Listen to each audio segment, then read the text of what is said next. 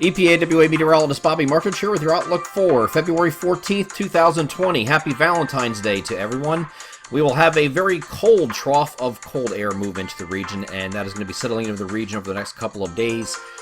Just a transient trough, though. It's not going to last too long, but it is going to allow for some very cold temperatures to come in here today and Saturday.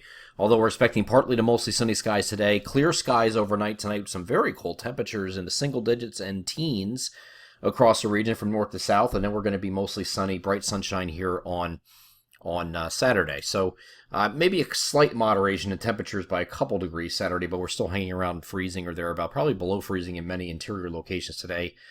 Maybe just barely getting above freezing further south and east, but we get up in the 30 to 35 degree range here on Saturday. So cold couple of days, but that is going to turn around here on Sunday as this high pressure responsible for the cold is going to move off the coastline, and it's going to be sitting out here on Sunday, so we're going to get a return flow around that from the southwest, and that's going to get temperatures back up here on Sunday well into the 40s. Okay, so generally mid-40s, central regions, and then a little less north, a little higher than that south. There is a system moving off to our north here that will remain there. We're not expecting anything as far as precipitation is concerned on Sunday, so we do have a dry weekend, partly cloudy skies expected on Sunday. And then same thing holds here for Monday, maybe even a couple degrees warmer on Monday in advance of this next system. Now, the whole theme going forward here in this next week is we're going to kind of calm down a little bit. We've been, like every other day, having a system come in here, whether it was a bigger or small system.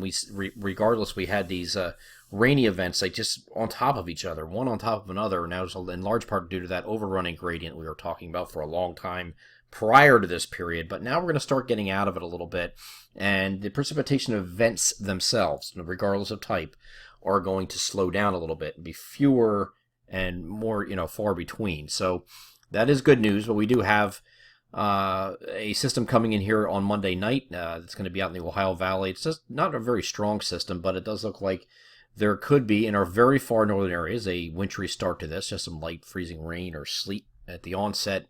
But this looks like primarily a rain event for us again, but not a tremendous amount of rain. Okay, so this is going to go on during the day on Tuesday. Comes in late Monday night again. You could have that mix initially in far northern areas, and then you have periods of rain here on Tuesday that goes into Tuesday evening, and then this associated front moves through, and we turn colder again for Wednesday and Thursday to round out the week. But this is going to be another transient trough. We think it's not a really strong trough like this one we're dealing with today and tomorrow, so I don't think temperatures are going to get that low. You have more of a zonal flow here, though, developing as we get into Wednesday, and the same thing holds for Thursday. System off to our south here actually is showing snow across the southeast United States. That would be a real kick in the teeth, I would think, for these areas up here in our region that haven't gotten much snow this year, to see accumulating snow across the deep south. Of course, we had that in Atlanta, a little system that just north of Atlanta and parts of South Carolina produced some snow last weekend, and it's showing something similar again down here across the deep south. That would just make our days, I'm sure, for all you snow lovers. But we'll see. We'll keep an eye on this system. This is actually one of our storm signals, so we'll see what that does. But it does look like the pattern is too progressive at this point. It might be colder here, and it looks like it's going to remain cold, Wednesday, Thursday of next week, or colder at least. But it's a very zonal flow, so it's going to be hard to get anything to amplify and come up the coast here. So we'll see. We'll cross that bridge when we get there. We're going to outline the long-range signals that we're still looking at.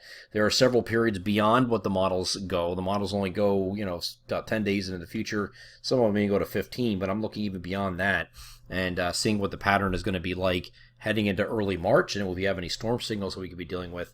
Not impossible to get snow in March. We've seen that plenty of times for the past couple of years, so we're going to take a look at that, and it would be very fitting to not have a winter at all and then have something in the beginning of March, so or even late February. So I think there are some opportunities there, and we're going to discuss that in the long-range outlook that I will have out later this morning.